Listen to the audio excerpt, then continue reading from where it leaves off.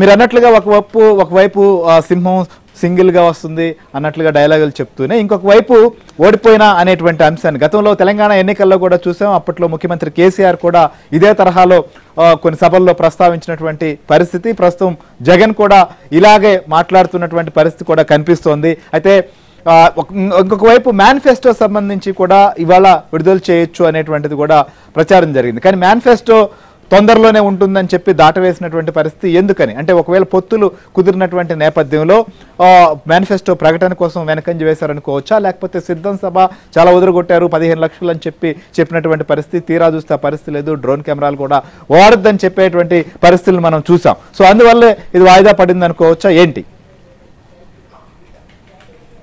మామూలుగా అయితే ఈరోజు సిద్ధం సభలో ఇది ఆఖరి సభ కావటం, పైగా దక్షిణ కోస్తా సభ కావటంతో ఈ సభలో మేనిఫెస్టో ప్రకటిస్తారు అని చెప్పి వైసీపీ పార్లమెంటరీ పార్టీ నేత, అదేవిధంగా నెల్లూరు లోక్సభ అభ్యర్థి విజయసాయిరెడ్డి ఈరోజు మొన్న ప్రకటించారు. పైగా ఈరోజు ఉదయం మాత్రం ఆయన మీడియా ముందుకు వచ్చి ఈరోజు మేనిఫెస్టో ప్రకటించడం లేదు, కానీ దానికంటే కీలకమైన అంశాలను జగన్ తన స్పీచ్లో ప్రస్తావిస్తారు అని చెప్పినప్పటికీ కూడా ఆ కీలకమైన అంశాలు ఏమిటి అంటే బీజేపీ ప్రధాని మోడీ పేరెత్తకుండా నోటా కంటే చిన్న పార్టీ అని చెప్పి పరోక్షంగా మాట్లాడటం, అదేవిధంగా పొత్తులపై టెన్షన్కి సంబంధించి ఆయన టెన్షన్ ఎంతగా ఉందో చివరికి ఓడిపోయినా కూడా నేను భయపడను అని చెప్పి ఆయన చేసిన వ్యాఖ్యలు ఆయనలో ఉన్న తత్తరపాటుని బయటపెట్టాయి అని చెప్పి పరోక్షంగా వాటంతట అవే బయటికి తీసుకొచ్చాయని చెప్పి కూడా విశ్లేషణలు వినిపిస్తున్నాయి. ఇక గ్రాఫిక్స్ మాయాజాలం అని చెప్పి సోషల్ మీడియాలో విపరీతంగా వైరల్ అవుతుంది.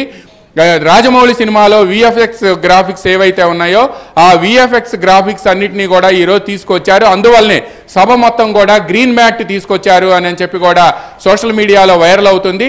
టెక్నికల్గా అది ఎంతవరకు సాధ్యం అనేది తెలియనప్పటికీ కూడా ఒక్క డ్రోన్ కెమెరా పైకి వచ్చింది అని చెప్పి ఆ డ్రోన్ కెమెరాని ఇమీడియట్గా డౌన్ చేయాలి అని చెప్పి ఒకరు వచ్చి స్పీచ్లో మాట్లాడటం, అదే సమయంలో అంబటి రాంబాబు జలవనరుల శాఖ మంత్రి అంబటి రాంబాబు మాట్లాడుతున్న సమయంలోనే డౌన్ ది డ్రోన్ కెమెరా అని చెప్పి డ్రోన్ కెమెరాని డౌన్ చేయండి అని చెప్పి కూడా ఆయన మాట్లాడటం. ఆ తర్వాత వెనువెంటనే మరో మాజీ మంత్రి వచ్చి ఆయన కూడా పెద్ద ఎత్తున ఆయన ఆవేశంగా అనిల్ కుమార్ యాదవ్ వచ్చి వెంటనే ఇది లోకేష్ పంపించాడు అని చెప్పి దమ్ముంటే లోకేష్ ఇక్కడికి రావాలి, ఇక్కడ జనం అరిచే అరుపులకే ఆయన భయపడిపోతాడు అని చెప్పి కూడా పెద్ద ఎత్తున ఆవేశంగా ప్రసంగించారు.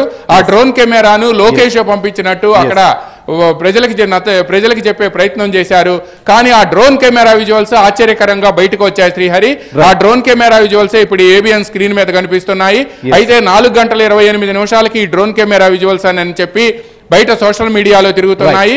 అయితే దీంతో పాటు గ్రాఫిక్స్ మాయాజాలం అని చెప్పి కూడా ఈ రోజు ఉదయం నుంచి కూడా గ్రీన్ మ్యాట్ విఎఫ్ఎక్స్ గ్రాఫిక్స్ మాయాజాలం అని చెప్పి కూడా సోషల్ మీడియాలో వైరల్ అవుతుంది శ్రీహరి. రైట్, మీరు అన్నట్లుగా ప్రస్తుతం మనం చూస్తున్నాం మేనిఫెస్టో ప్రకటన చేయలేదు, పొత్తుల పైన టెన్షన్ భయం అనేది స్పష్టంగా మాటల్లో కనిపించింది. ఇంకొక వైపు ఓడిపోయినా అనేటువంటి మాటలు కూడా ప్రతిధ్వనించినటువంటి పరిస్థితుల్లో ప్రస్తుతం సిద్ధం సభ అయితే ముగిసింది. చూద్దాం రాబోయే రోజుల్లో ఏంటి పరిస్థితి అనేది.